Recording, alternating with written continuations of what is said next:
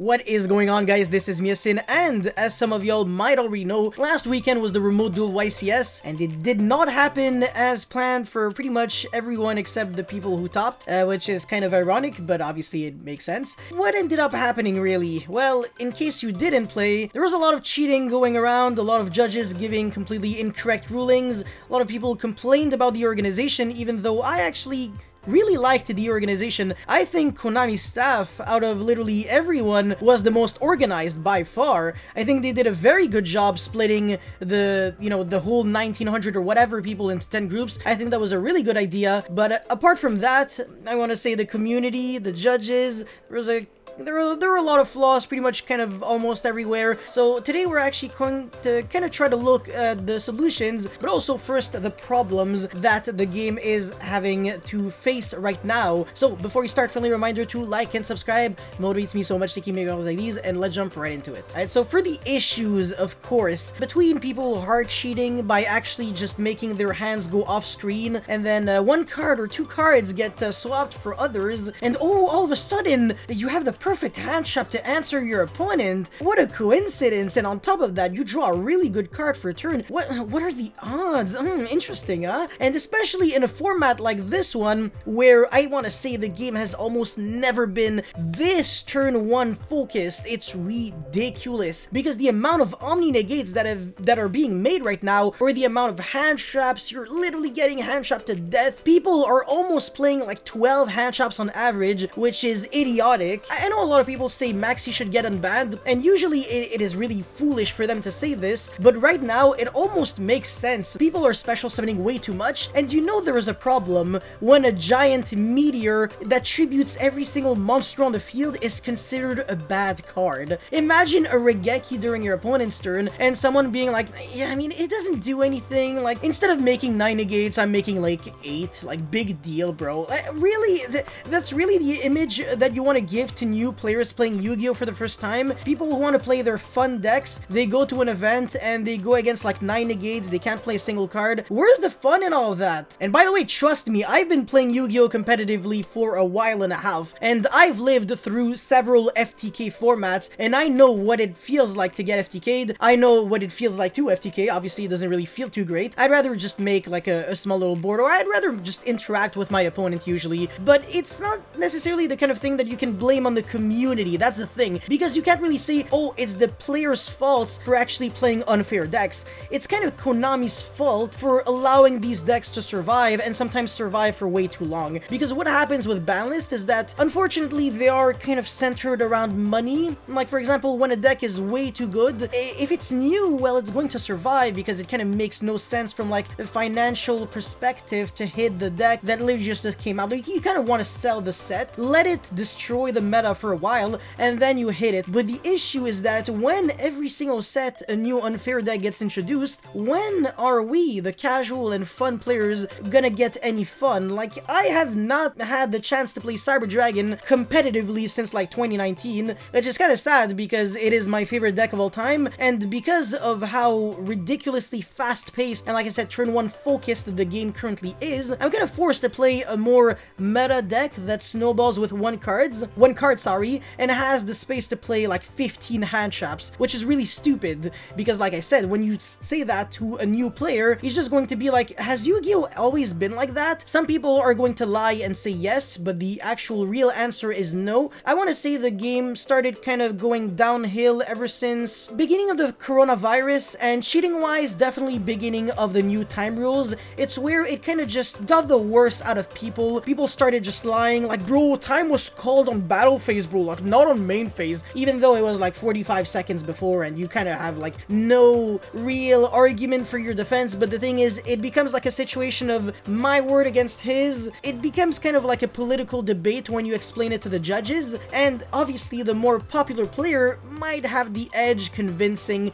the judge here. Now, like I said, whose fault really is it? Is it kind of Konami's fault for allowing all this degeneracy? I guess these ban lists to be just too lenient on these overwhelming overwhelming strategies? Is it the player base being just really scummy? Rats, sharks, cheaters, all of that. People are always going to take every single piece of advantage they can get their hands on in order to get themselves a win, because people are just competitive by nature. And that's not even just Yu-Gi-Oh! In general, that's just the human being. So you can't really blame it on the Yu-Gi-Oh! Community. The Yu-Gi-Oh! Community is just a result of, I guess, humans trying to win a tournament because a prize is involved. And the crazy part is, it's not even like you got cash money. You're not really gaining $1 million. Like, we're not in Magic tournaments or something. Even though Magic would, you know, still give you some nice prizes, it still doesn't give you as much money as poker, where I want to say the game is definitely more stressful. Yu-Gi-Oh! People are just way too competitive. People have to start having a bit more fun with the game. But the thing is, as long as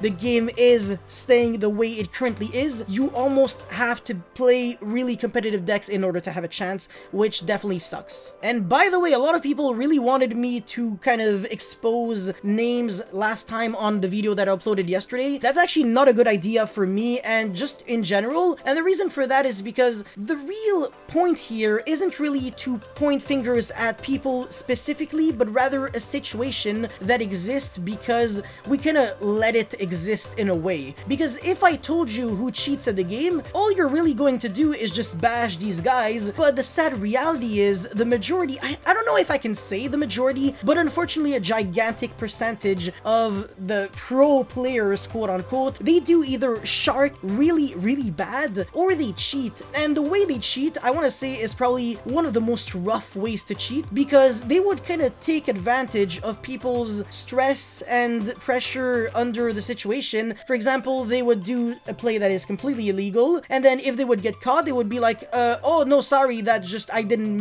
mean to do that. And obviously that's kind of an easy excuse when you get caught. Oh, my bad, I didn't know. Or what would happen is that they would actually try to justify their cheat. Like, yeah, I'm doing this, and yeah, it works like that because, you know, I already attacked or something, and you can't go back on it, even though it obviously doesn't work. Again, I'm not trying to also explain the rulings that went really wrong with this tournament, because I'm going to indirectly leak the names of the people, but you kind of understand what I'm trying to say here. Even with all of that being said, there are still technically a few ways to fix, or rather prevent the integrity of the game by dropping down like crazy. Yeah, obviously we're not really in a good direction. Ever since the remote duel, people have kind of dropped their values and morals. People just are taking advantage of the fact that their job at cheating is almost too easy now, and you kind of have to blindly trust everyone right now. Comment in the comment section below, what do you think is the percentage of really good human beings on Earth that would never try to cheat under any circumstance, that would never try to give up on their values or anything? Let me know your percentage on the matter in the comment section below. But yeah, I'm going to keep with the video now. So I guess the first solution to kind of enforce better gameplay and less lying, less bullshitting, we could technically find a way to record the audio of the match, just the audio, not the video. That's probably not necessary, because I want to say the majority of the cheats, they're actually audio oriented, and in theory you could actually enforce game rules in order to make the what people say a bit more important than what people kind of point or physically do in certain situations. Let's try to see this situation. Someone is on, time is called during the battle phase or whatever, the main phase, and the opponent player says like, oh no, time was called like that time. Well, with the audio, if there's someone lying or whatever, it's a bit easier to tell, and when the judge actually comes, you're going to have more evidence, and you might even have time frame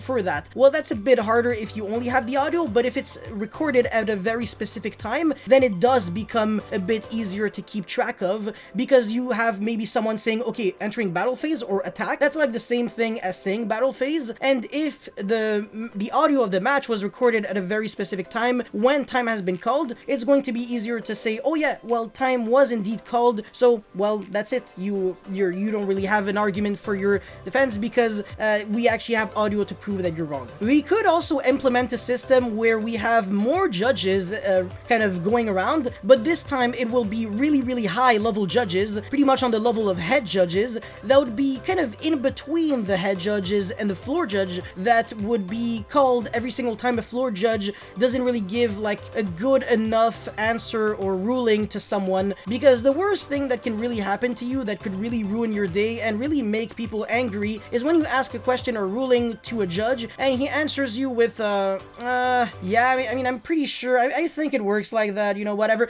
with no conviction whatsoever. And like I keep saying again and again and again, not everyone has the knowledge or knows, well, yeah, like knows that you can call a head judge when you are not satisfied with floor judges, because that's also kind of really time consuming, and not the majority of people who even play in regionals have probably never even called a head judge a single time in their life. The majority of the time you kind of just trust the floor judge as, you know, as it is. The floor judge usually doesn't really have the resource to repair the game state. That is something that has to be done with the head judge. So I want to say the floor judges might need a bit more training in order to kind of be able to work a bit better under these circumstances. Now again, I don't want to attack judges because I know that they, for the most part, I want to say, kind of do a good job, good enough job. We have to have empathy for them. They do have sometimes like 12 people that they have to look, you know, they have to kind of look out for. When you ask them a question, they might be so distracted with someone else that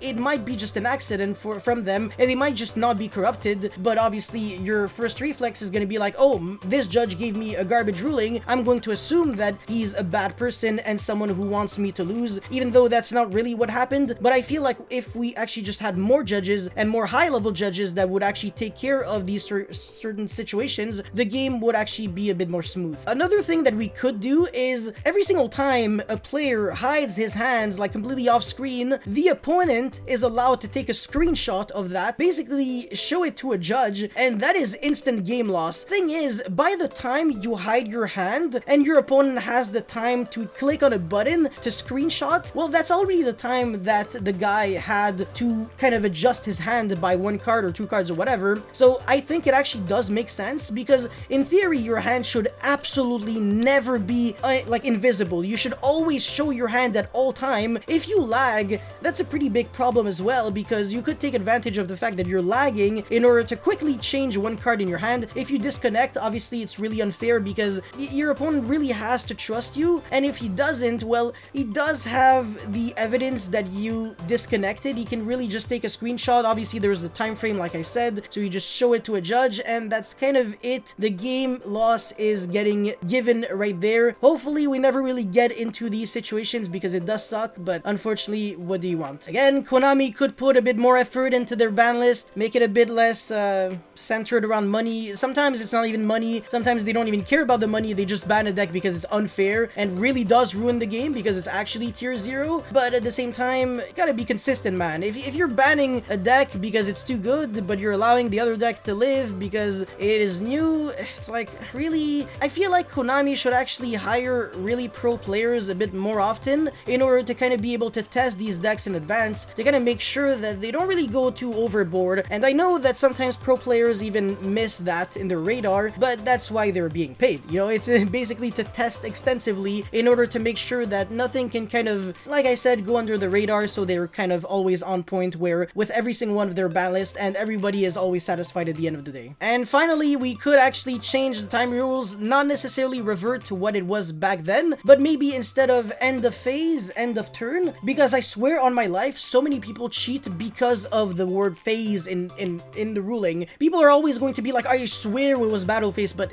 it's just so frustrating. And some other people cheat the other way around, where someone would call battle phase and then the opponent would be like, bro, hold on, I have something I can do, even though the guy is like under Mystic Mine and Sekka's Light, can't use any monster effects, can't use spells, and can't use traps. Like, shut up, you can't do anything, don't block me for 10 seconds. Like, 10 seconds is a lot. You can almost run 100 meters in 10 seconds. If you can run 100 meters in 10 seconds, also let me know in the comment section below. I don't have that ability, unfortunately. I wish I did, but yeah. Anyways, that's pretty much it for this video.